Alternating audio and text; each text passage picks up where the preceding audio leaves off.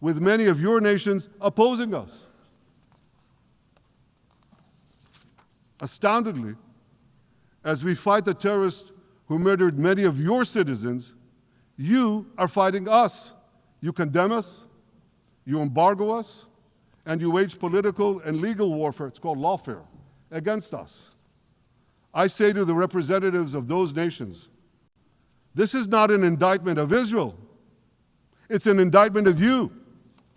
It's an indictment of weak-kneed leaders who appease evil rather than support a nation whose brave soldiers guard you from the barbarians at the gate. They're already penetrating your gates. When will you learn? You can't appease your way out of jihad, and you won't escape the Islamist storm by sacrificing Israel. To overcome that storm, you have to stand with Israel. But that's not what you're doing. As the prophets of Israel foretold in the Bible, you've turned good into evil and evil into good. Now I want to drill down on this.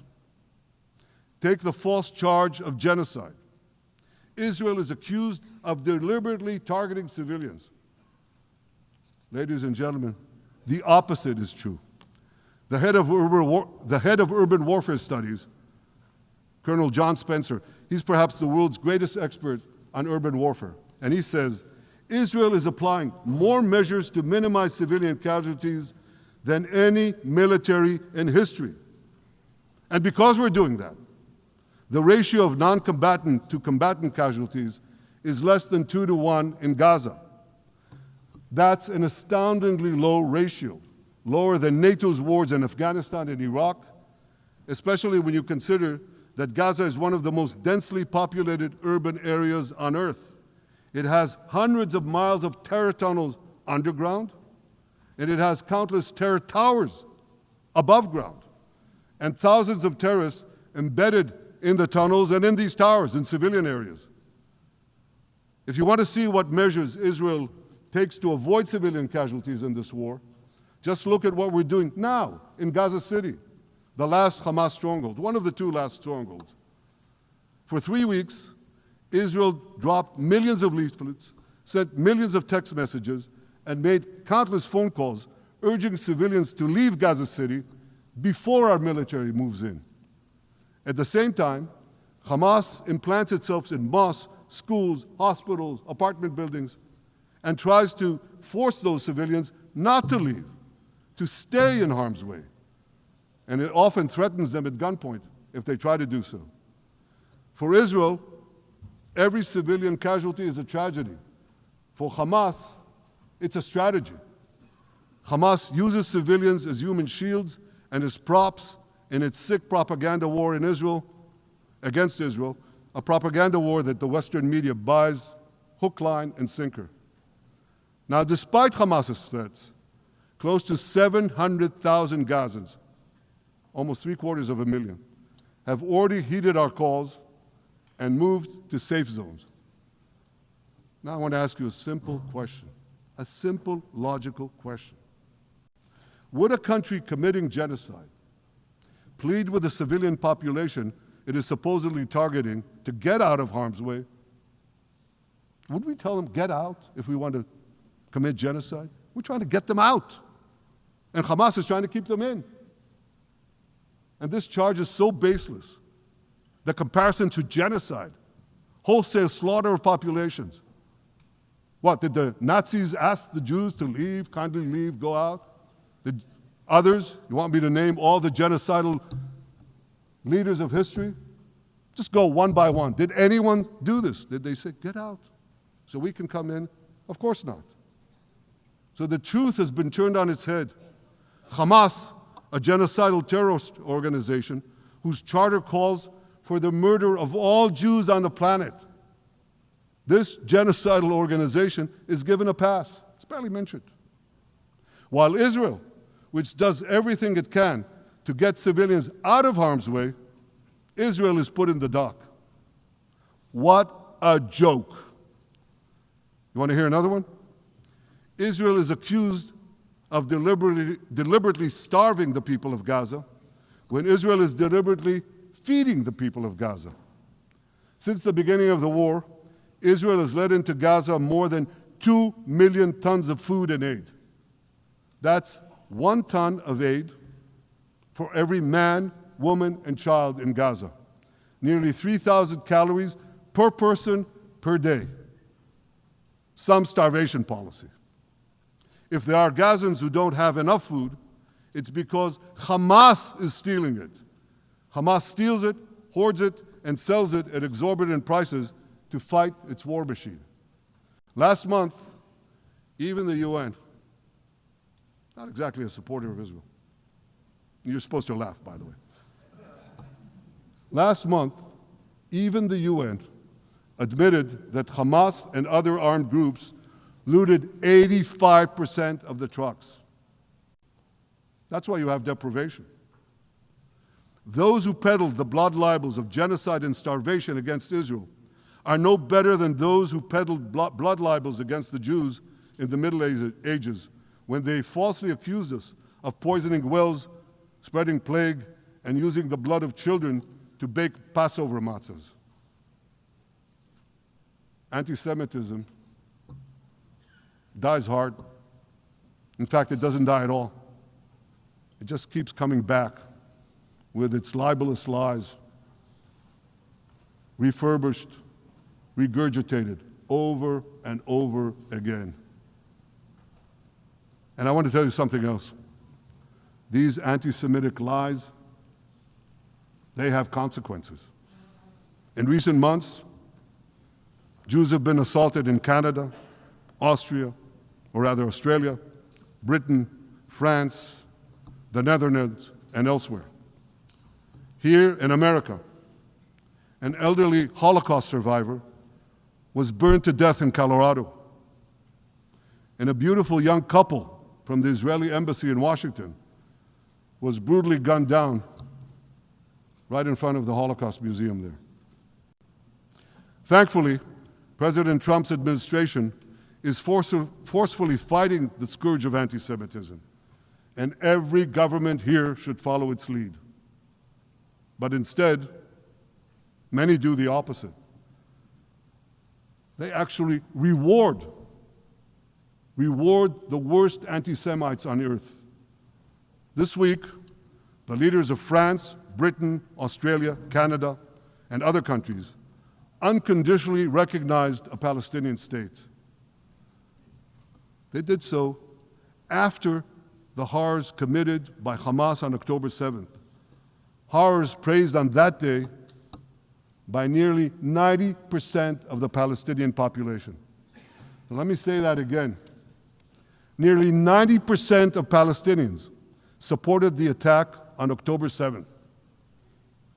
It's not supported only, they celebrated it. They danced on the rooftops. They threw candies. That's both in Gaza and in Judea, Samaria, the West Bank, as you call it. And it's just the way they celebrated another horror, 9/11. They danced on the rooftops. They cheered. They threw candy. You know what message the leaders who recognize the Palestinian state this week sent to the Palestinians? It's a very clear message. Murdering Jews pays off. Well, I have a message for these leaders. When the most savage terrorists on earth are effusively praising your decision, you didn't do something right. You did something wrong, horribly wrong. Your disgraceful decision will encourage terrorism against Jews and against innocent people everywhere. It will be a mark of shame on all of you. But wait a minute, Mr. Prime Minister, they tell me. Wait a minute. We believe in a two-state solution where the Jewish state of Israel will live side by side in peace with the Palestinian state. There's only one problem with that. The Palestinians, they don't believe in this solution. They never have. They don't want a state next to Israel. They want a Palestinian state instead of Israel. And that's why every time they were offered a Palestinian state, but were required to end the conflict with Israel and recognize the Jewish state every time. Over the decades, they turned it down. And that is why every time they were given territory, they used it to attack us. In fact, they effectively had a Palestinian state in Gaza. So what did they do with that state? Peace? Coexistence? No. They attacked us time and time again. Totally unprovoked. They fired rockets into our cities. They murdered our children. They turned Gaza into a terror base from which they committed the October 7th massacre. So here's the uncomfortable truth. The persistent Palestinian rejection of a Jewish state in any boundary is what has driven this conflict for over a century. It is still driving it. It's not the absence of a Palestinian state. It's the presence and existence of a Jewish state. And I find it amazing that the foreign chancelleries and the ministries and all those who pontificate about this, and the leaders, how can they not see this basic truth when it is repeated again and again and again ad nauseum? And I want to say something else. This rejection of a Jewish state not only applies to Hamas, it also applies to the so-called moderate Palestinian Authority. You should know that the Palestinian Authority pays terrorists to slay Jews. The more Jews the terrorists slay, the more the Palestinian Authority pays. The Palestinian Authority names its government buildings, its public squares, its schools, after the mass murderers of Jews, which they glorify as martyrs. They pay and glorify not just the killer of Jews, but also killers of Christians. Christians like Taylor Force, an American veteran who was brutally murdered in Israel by Palestinian terrorists. But, that I hear from the Western leaders. They tell me, the PA promised us it will reform. And I know this time, Prime Minister, it will be different. Yeah, right. We've heard these promises for decades. They always promise. They never deliver. Because you see, the Palestinian Authority is corrupt to the core. They haven't held elections in 20 years. They use the same textbooks as Hamas, exactly the same textbooks. They teach their children to hate Jews and destroy the Jewish state. And Christians don't fare much better. When Bethlehem, the birthplace of Jesus, was under Israeli control, 80% of its residents were Christians. But since the PA took control, that number has dwindled to under 20%. These are the people you want to give a state to? What you're doing is giving the ultimate reward to intolerant fanatics who perpetrated and supported the October 7th massacre. Giving the Palestinians a state 1 mile from Jerusalem after October 7th is like giving Al-Qaeda a state 1 mile from New York City after September 11th.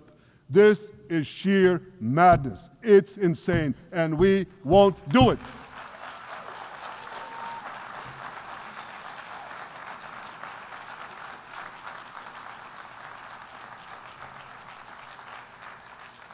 So here's another message to those Western leaders. Israel will not allow you to shove a terror state down our throats. We will not commit national suicide because you don't have the guts to face down a hostile media and anti-Semitic mobs demanding Israel's blood. And I want you to grasp something else, which is also distorted in the media. I say this not only in my name or the name of my government, but on behalf of all the people of Israel. Last year, there was a vote in the Knesset, our parliament, whether or not to oppose the imposition of a Palestinian state. You want to guess what the results were? Out of 120 members of our parliament, 99 voted against and only 9 supported. That's over 90%. It's not a fringe group. It's not the prime minister who himself is extreme or he's held hostage by extreme parties to his right. It's over 90% of Israelis. My opposition to a Palestinian state is not simply my policies or my government's policy. It's the policy of the state and people of the state of Israel.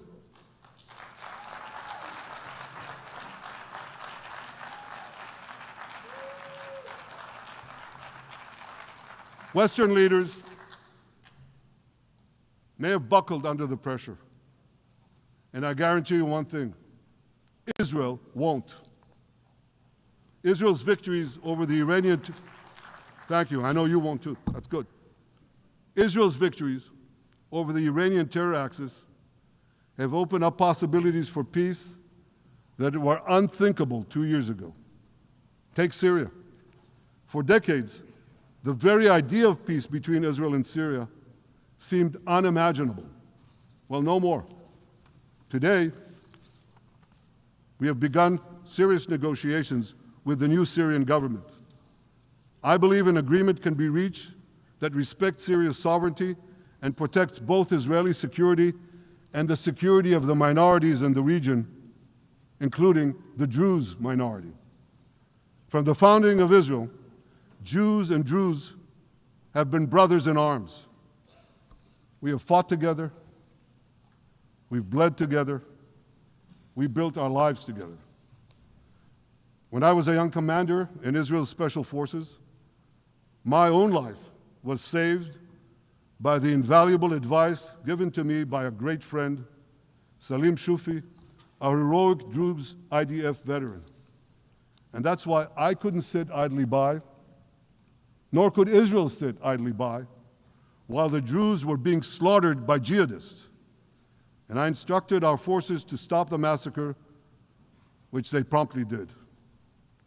Peace between Israel and Lebanon is possible as well. I call on the Lebanese government to also begin direct negotiations with Israel. I commend it for its declared aim to disarm Hezbollah. But we need more than words. If Lebanon takes genuine and sustained action to disarm Hezbollah, I'm sure we can achieve a sustainable peace. Of course, until that happens, we will take whatever action we need to defend ourselves and to maintain the conditions of the ceasefire which was established in Lebanon. Our goal is not merely to monitor Hezbollah's actions, but to prevent them from violating the ceasefire and attacking us at any time. But I'm sure that if the Lebanese government persists in its goal of disarming Hezbollah, peace will come very speedily and very readily. Victory over Hezbollah has made peace possible with our two Arab neighbors in the north. Victory over Hamas will make peace possible with nations throughout the Arab and Muslim world. Our victory would lead to a dramatic extension and expansion of the historic Abraham Accords, which President Trump brokered between Arab leaders and myself 5 years ago. And I took note, as I'm sure you did too, of the encouraging words spoken here by the President of Indonesia. This is the country with the largest Muslim population of all nations. And it's also a sign of what could come. Forward-looking Arabs and Muslim leaders know that cooperating with Israel will provide them with groundbreaking Israeli technologies, including in medicine and science, in agriculture and water, in defense and AI, and so many other fields. I believe that in the coming years, the Middle East will look dramatically different. Many of those who wage war on Israel today will be gone tomorrow. Brave peacemakers will take their place. And nowhere will this be more true than in Iran. The long-suffering Iranian people will regain their freedom. They will make Iran great again. And our two ancient peoples Our two ancient peoples, the people of Israel and the people of Iran, will restore a friendship that will benefit the entire world. Ladies and gentlemen, the horrors that happened on one dark day, October 7th, those horrors happened countless times during the centuries of my people's exiles among the nations. Jewish blood was cheap. Jews were killed with impunity. We had to beg others to defend us. The rise of Israel did not mean that the attempts to destroy us would end. It meant that we could fight back against those attempts. And that is exactly what Israel has done since October 7th. Our sons and daughters fought like lions. Our brave soldiers donned their uniforms and rushed into battle. They were armed with the dreams of the 100 generations of Jews who came before them. The dream of living as a free people in the land of Israel, our beloved homeland for more than 3,000 years. The dreams of living in our own independent state. The dream of having an army to defend ourselves. And the dream of being a light unto the nations, a beacon of progress, ingenuity, innovation, for the benefit of all humanity. On October 7th, the enemies of Israel tried to extinguish that light. 2 years later, the resolve of Israel and the strength of Israel burned brighter than ever. With God's help, that strength and that resolve would lead us to a speedy victory and to a brilliant future of prosperity and peace. Thank you very much.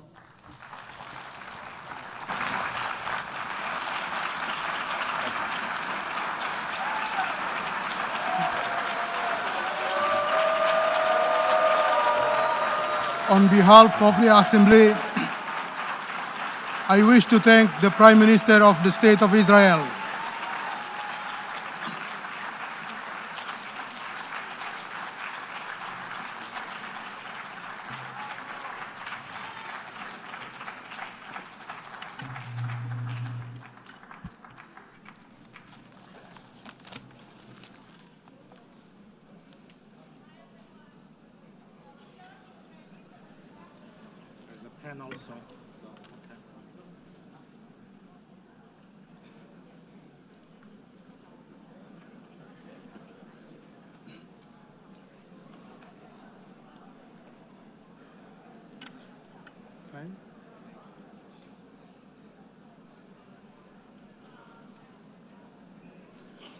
The Assembly will now hear an address by His Excellency Muhammad Shehbaz Sharif, Prime Minister of the Islamic Republic of Pakistan. I request protocol to escort His Excellency and invite him to address the Assembly.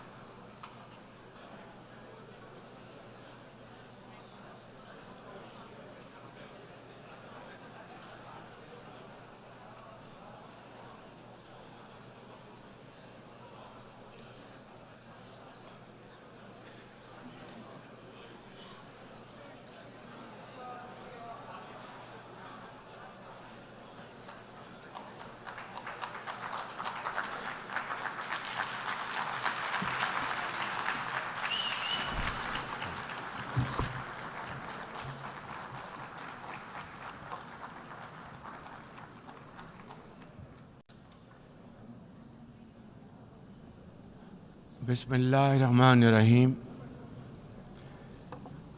ليس البر أن تولوا وجوهكم قبل المشرق والمغرب ولكن البر من آمن بالله واليوم الآخر والملائكة والكتاب والنبيين وآتى المال على حبه ذوي القربى واليتامى والمساكين وابن السبيل والسائلين في الركاب وأقام الصلاة وآتى الزكاة والمؤفون بعهدهم إذا عاهدوا والصابرين في البأساء والضراء وحين البأس أولئك الذين صدقوا وأولئك المنفقون. Those who believe Madam in God are those who are on the side of good and not evil. President, Excellencies, ladies and gentlemen, Assalamu alaikum and a very good morning. I wish to congratulate Her Excellency Annalena Baerbock on assuming the presidency of the 80th session of the United Nations General Assembly. I also commend Secretary General Antonio Guterres for his bold leadership of the United Nations in testing times. Ladies and gentlemen, our world is more complex today than ever before.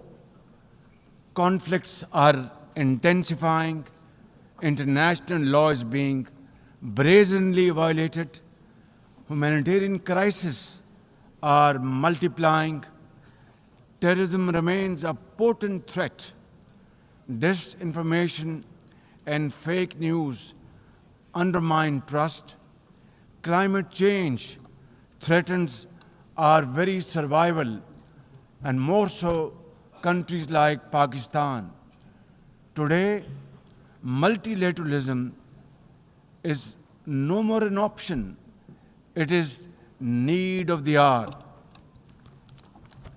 Excellencies, Pakistan's foreign policy, guided by the vision of Quaid-e-Azam Muhammad Ali Jinnah, is based on peace, mutual respect, and cooperation.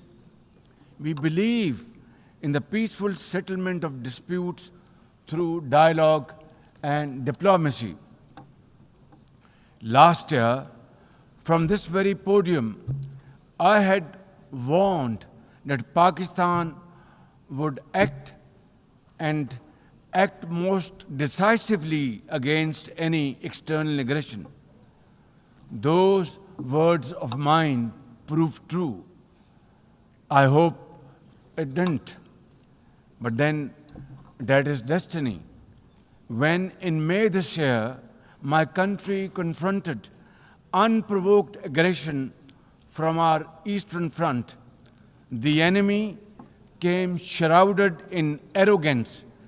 We sent them back in humiliation, delivering our bloody nose. Excellencies, India sought to extract political gains from a human tragedy by spurning my sincere offer of an independent international investigation into the Pahalgam incident. Instead, it attacked our cities and targeted our innocent civilians.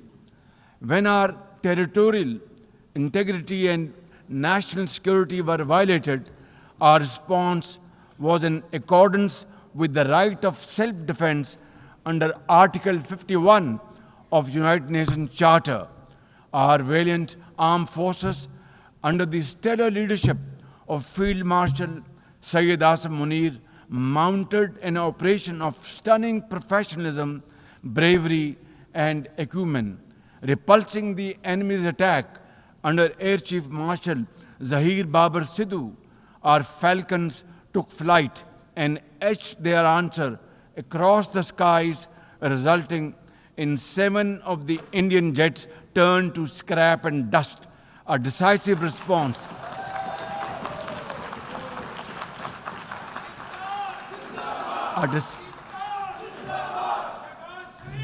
a decisive response to the aggressor that will echo through the annals of history. To the fearless architects of this victory, to every officer and soldier, heirs of our martyrs, their names are forever engraved in glory. To the mothers of our martyrs, their courage guides our path forward, and their sacrifice shall never be in vain, inshallah, God willing. And to every Pakistani, you stood as one unbreakable wall, a bunyanum marsus. Excellencies, though in a position of strength, Pakistan agreed to a ceasefire facilitated by President Donald Trump's bold and visionary leadership. We express our deep appreciation to him and his team for their active role in bringing about the ceasefire. President Trump's efforts for peace helped avert a more threatening war in South Asia. Had he not intervened timely and decisively, the consequences of a full-fledged war would have been catastrophic. Who would have lived to tell what happened? And therefore, in recognition of President Trump's wonderful and outstanding contribution to promote peace in our part of the world, Pakistan nominated him for Nobel Peace Prize. And I think this is the least we could do for his love for peace, and I think truly he's a man of peace.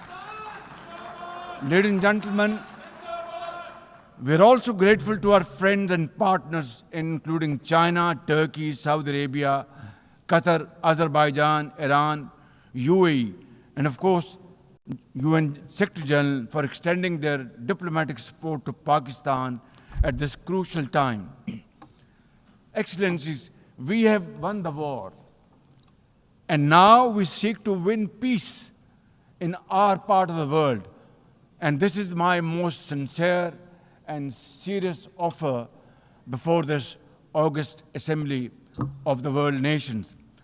Pakistan stands ready for a composite, comprehensive, and result-oriented dialogue with India on all